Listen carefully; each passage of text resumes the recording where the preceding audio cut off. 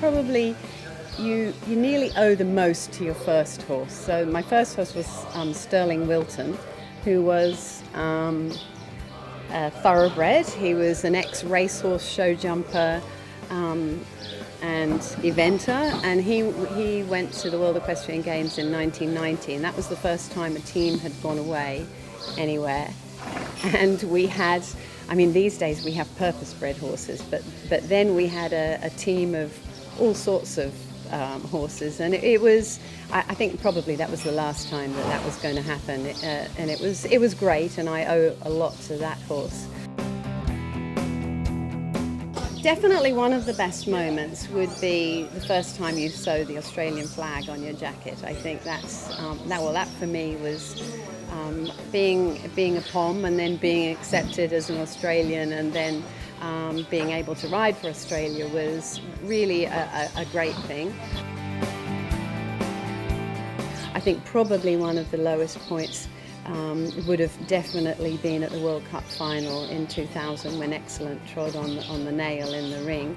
I mean, obviously it was disappointing for the competition, but for me, having travelled the horse all the way over there and then to have him really hurt, like it was so painful for him, that was pretty bad. But again, then, you know, it is life. You don't have the highs without the lows. I think each horse will have its own interpretation of the partnership, and so you're not really 100% sure always. You can have the most magnificent horse, and if he doesn't really want to do this, you can't force them to do it. They have to have this, and that's why I like this horse. He basically is really, he seems to enjoy the whole process. So perhaps that's the thing, is a horse that just really wants to do it.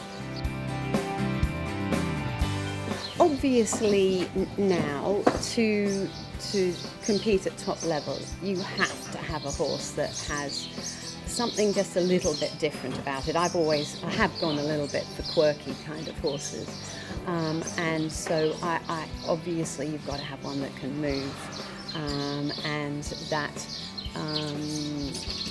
has some athletic ability. So I guess now I would, for me, not take a horse that doesn't have movement and some sort of charisma about it. Well, saddle and bridle's good. Yeah, and we're lucky enough to be sponsored by Horseland, so we have a lot of stuff in the tack room. I don't have anything in particular. I love my Bates saddle.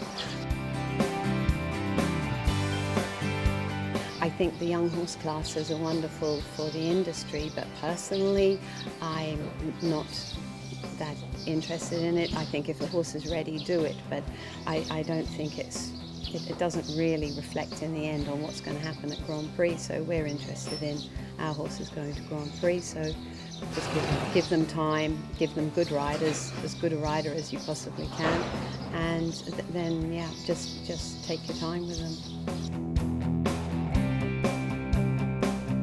Definitely my first dressage test was a complete disaster in that I had a pony called Stella who was a bit of a roller, and they'd harrowed a muddy English paddock which was just sort of sloppy, harrowed earth, and she rolled literally just as I was about to go in the arena. I was, I think, 6 or 7, and I literally sprawled in the mud, and she had sprawled in the mud, and I was really livid. I was so angry, and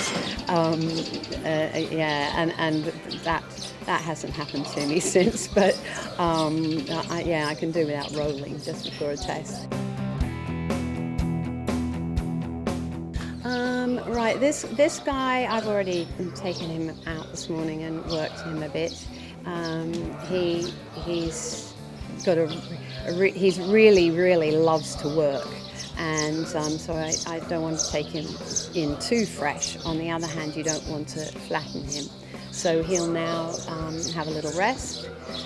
I'll go and have a cup of coffee, and I usually start about 2 hours from the competition. I like to just sort of get ready in time and go over the test in my head, and I'll probably give him about 40 minutes warm up, and I've got good help here with Nix and Bree and George, and we've got lots of horses here and lots of helpers, and I'm quite used to doing it by myself. If I'm preparing the horse by myself, then I'll give myself a bit more time, but I'll probably get help today. And yeah, 40 minutes warm up, and hope it's a good test. Is the competition surfaces, because if we spend a lot of time and effort at home trying to make the surface as good as possible, and you protect the horse's legs as much as possible, because without having a sound horse you can't compete. So that is an ongoing issue with riders, is making sure that our surfaces are as good as possible and are as good as top world-class surfaces.